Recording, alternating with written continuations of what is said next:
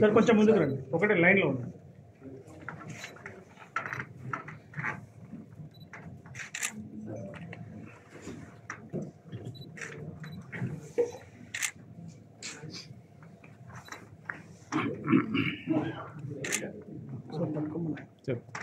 పట్టుకోరు కానీ అందరూ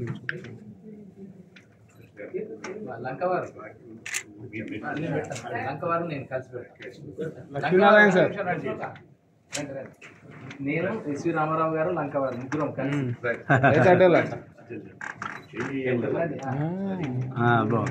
సంయుక్తంగా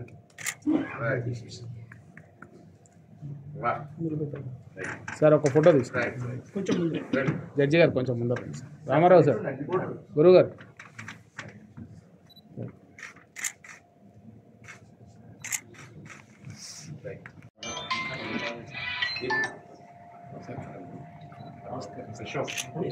ఒక్క నిమిషం. రామారావు సార్ సార్ మీరు మధ్యలో రామారావు సార్ ఇలా చూడండి సార్ కొంచెం చాలు. Thank you. హనుమంత్ సార్ మీరు కొద్ది కిందికి.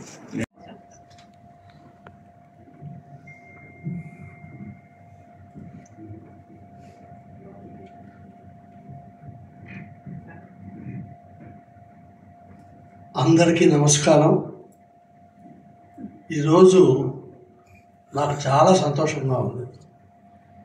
నేను ఈ విషయం ఇంతకుముందే ఎస్వి రామారావు గారికి చెప్పాను. ఆయన నాకు ఈ అవార్డు ఇస్తున్నాము మేము యువ కళావాహిని తరఫున సారిపల్లి కొండలరావు గారి ఆధ్వర్యంలో చెప్పినప్పటి నుంచే నాకు చాలా సంతోషంగా ఉంది. ఎందుకంటే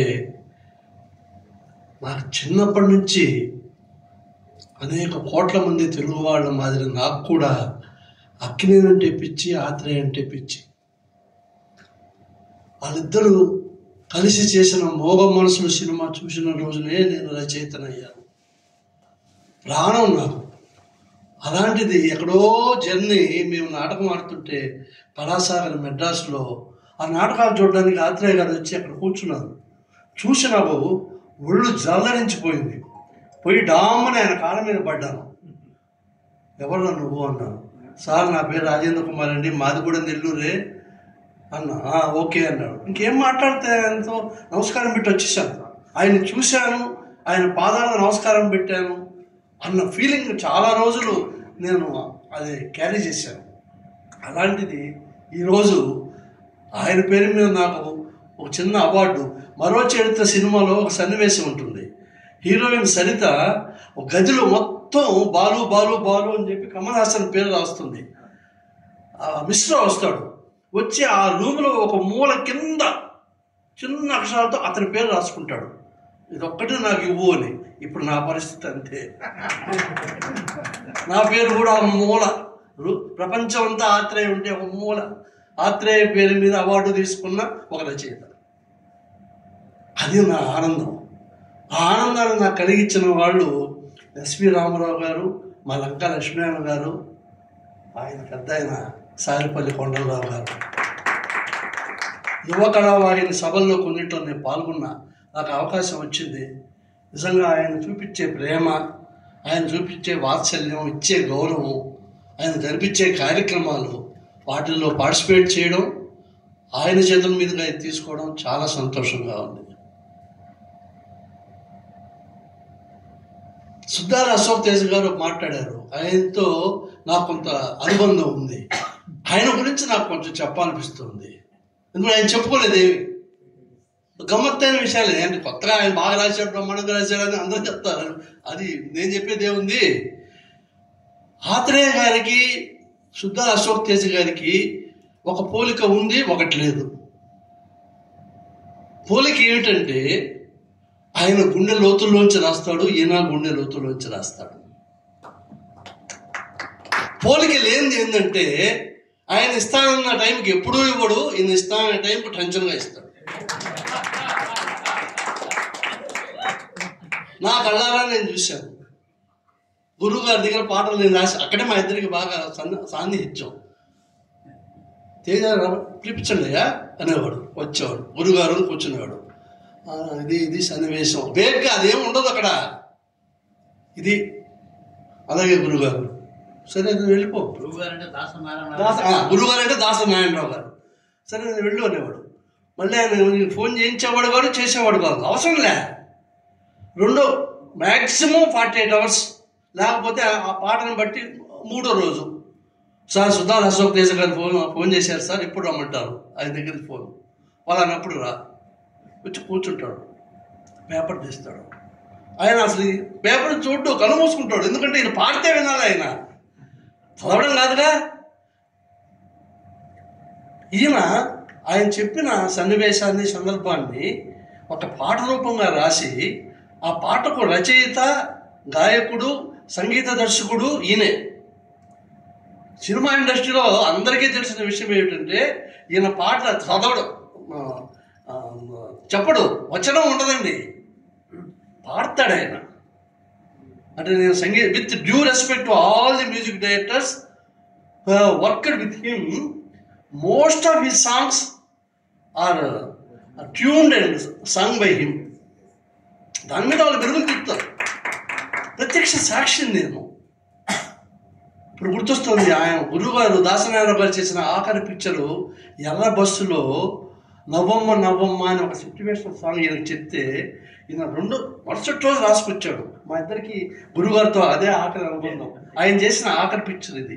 మీరు యూట్యూబ్లో చూడండి, నవ్వమ్మ నవ్వమ్మ అని ఎర్ర బస్సులో సాంగ్ గురుగారు యాక్ట్ చేశారు.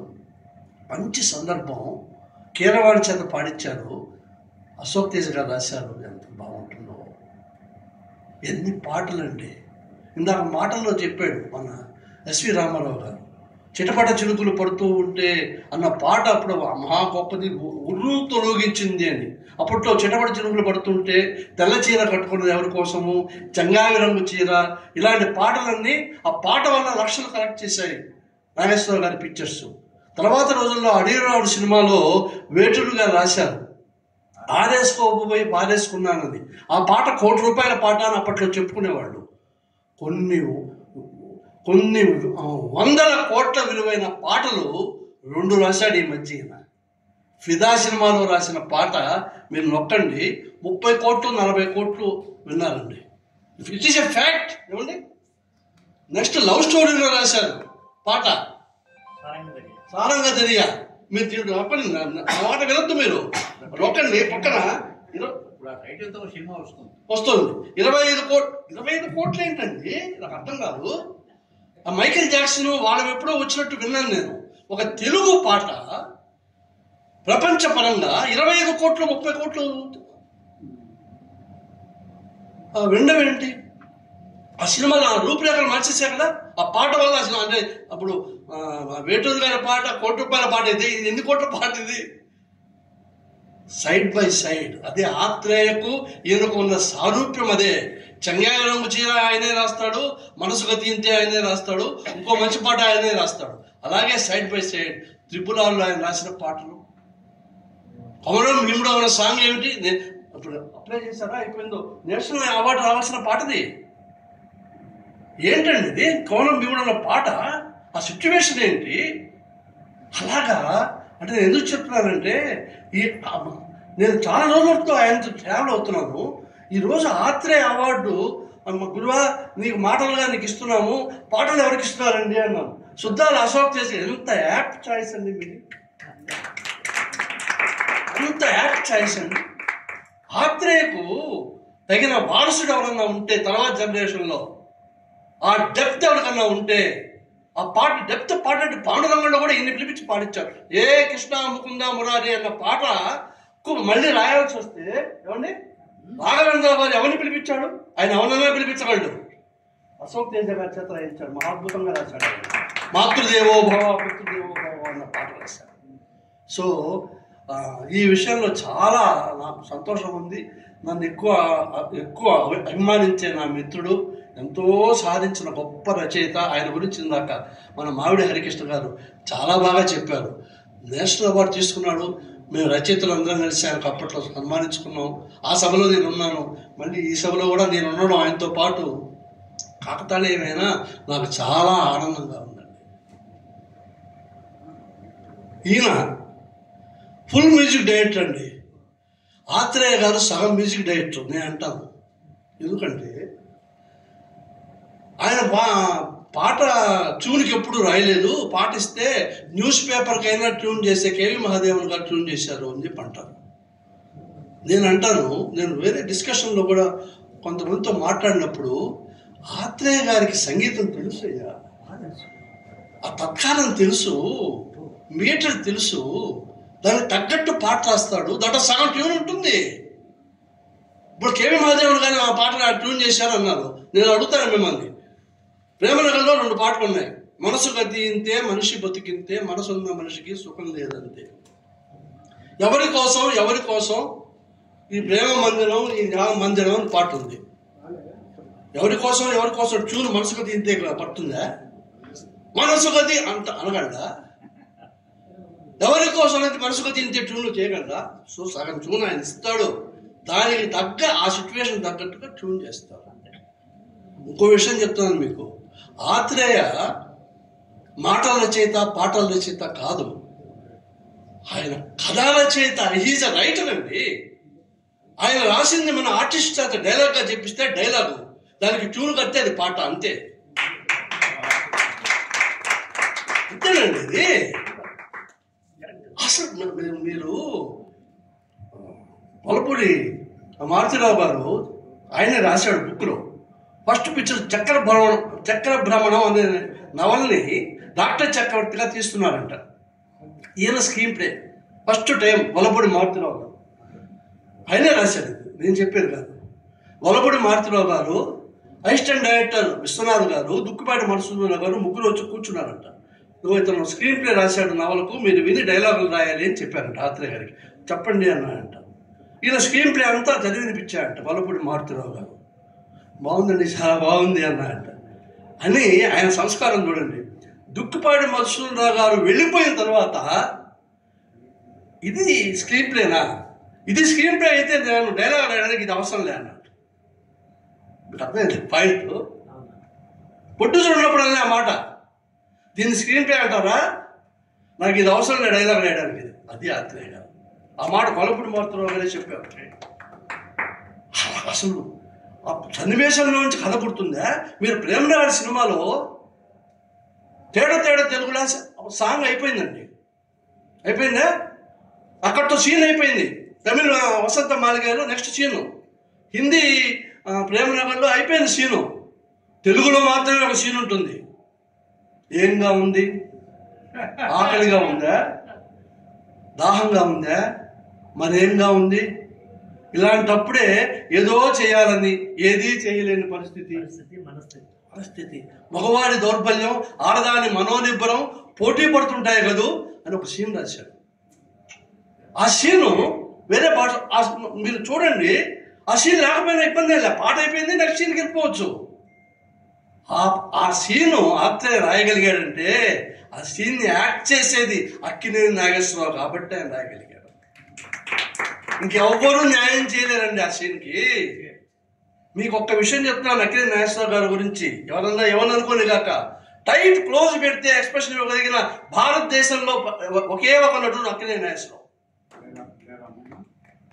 ఓన్లీ ఫేస్,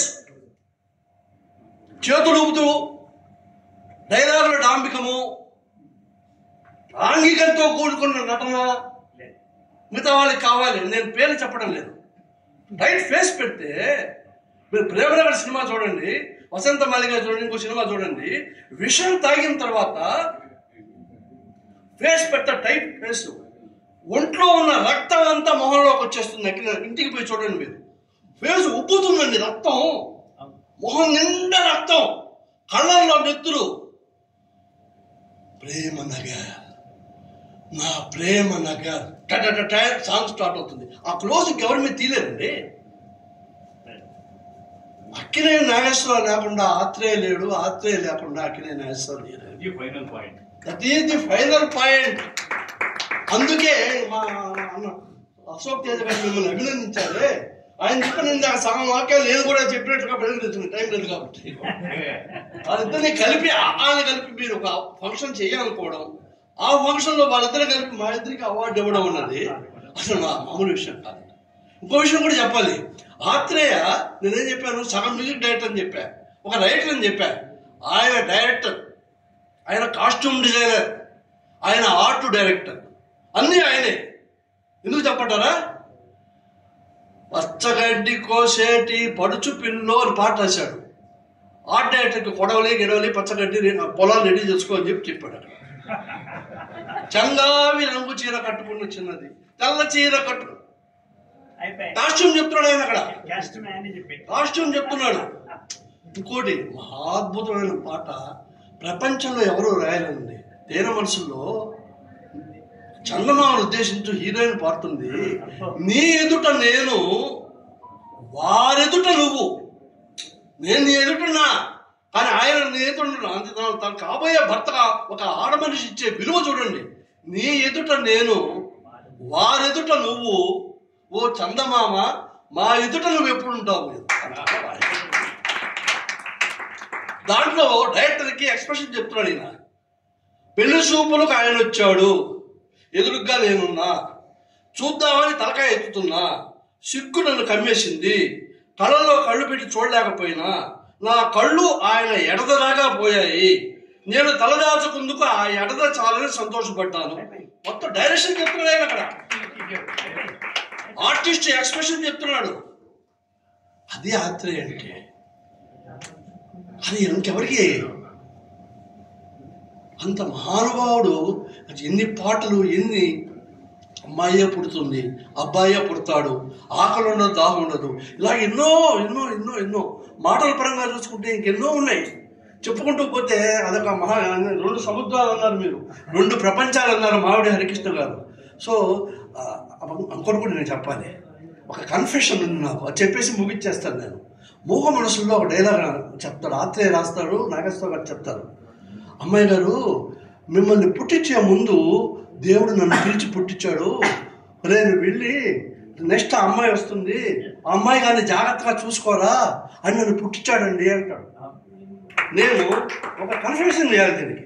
నేను రెండో పిక్చర్ బావా బామ్మర్ది రాశాను. బావా బామ్మర్దిలో అక్కా తమ్ముళ్ళ అనుబంధం ఉంటుంది. అక్కతో చెప్పకూడదుగా, హీరోయిన్తో చెప్తాడు, అక్క వింటూ ఉంటుంది. నీకు తెలియదు, అక్కను పుట్టించే ముందు దేవుడు నన్ను పిలిచి, అక్క పుట్టిన తర్వాత నేను రాసింది, అదే పిచ్చిమాల అది ఎలా బతుకుతుంది, ఒరే నువ్వు వెళ్ళి మీ అక్కకు తమ్ముడుగా పుట్టి మీ అక్కని జాగ్రత్తగా చూసుకోరా అని నన్ను పుట్టించాడు అని రాశాను. నేను కాపీ కొట్టాను, ఏం ఫీల్ కూడా లేదు. మహానుభావుడు రాసింది, నేను నా మనసులో ఉండిపోయింది, నేను రాశా. It is a confession first time, తప్పేం లేదు, నేను గర్వంగా చెప్పుకుంటున్నా. అంత మహానుభావుడు ఆత్రేయ. అట్లనే నేను మూగ మనుషుల సినిమా చూసి ఆ ఇంటర్నల్ పాయింట్ ప్రపంచంలో నేను చాలా మందికి చెప్పాను. నేను చేసిన దాసనారాయణరావు గారు అక్కినేని గారి ఫ్యాన్ కదా, దాసనారాయణరావు గారు కూడా చెప్పా, గురుగారు మీరు చేసిన 150 సినిమాలు, చుట్టుపక్కల వచ్చిన గొప్ప సినిమాలు, వీటన్నిటిని దృష్టిలో పెట్టుకొని నేను చెప్తున్నా, మూగ మనసులు లాంటి ఇంటర్నల్ పాయింట్ ఇప్పటిదాకా రాలేదు. అది ఆదిత్య సుబ్బారావు ఆత్రేయ కలిసిన సృష్టో, ఆత్రేయ గారి సృష్టో మాకు తెలియదు. ఉరుములు మెరుపులు వర్షం పడుతుంటే పాలు తీసుకొచ్చి ఇస్తాడు సావిత్రికి అక్కినేని నాగేశ్వరరావు. ఆ ఉరుములు చూసి భయపడుతుంది, అది భయం వేస్తుంది రా ఉరుములు చూస్తాయంటే, అయ్యో మా అమ్మ చెప్పిందండి అవి ఉరుములు కాదు, దేవుడి బాజాలు, పెళ్లి బాజాలు అంటాడు ఇతను. అంటే నాకు బాజాలంటేనే భయమేమోరా విరామం. ఇటువంటి ఇంటర్నల్ పాయింట్ ఆదిత్య సుబ్బారావు గారి జీనియస్ కూడా ఉంది దీంట్లో. అనగానే మీరు చూడండి, ఈటింగ్ పాయింట్లో అరక్షణం తేడా లేకుండా విరామం అని సృష్టి పిచ్చికిపోయింది నేను ఫస్ట్ టైం చూసినప్పుడు. సో అందుకని అప్పటి అనేవాడు ఆ అని, అక్కినేని ఆత్రేయ ఆదుర్తి అనేవాడు. మహానుభావుడు ఆత్రేయ గారి చేత గొప్ప పాటలన్నీ, పాటలు మాటలు ఆదిత్య గారే రాయించారు. సో వాళ్ళని స్మరించుకోవడం, ఇలా నేను ఏమి భేషజం కోసమో పొగడ్త కోసమో చెప్పలేదు, మళ్ళీ రిపీట్ చేస్తున్నాను. ఆత్రేయ గారి ఆర్ద్రత, కవిత ఆర్ద్రత అనొచ్చా ఏమండి, కవిత ఆర్ద్రత అనొచ్చా, కవిత ఆర్ద్రతను పుడికి పుచ్చుకున్నవాడు అశోక్ తేజ నేను చెప్తున్నాను. ఆయన అవార్డు ఈయనకు రావడం అనేది నేను చాలా సంతోషపడుతున్నాను. నాకు కూడా రావడం అనేది మరో చరిత్ర మాదిరి సంతోషపడుతున్నాను. ధన్యవాదాలు. ముఖ్యంగా సారిపల్లి కొండరావు గారికి ధన్యవాదాలు.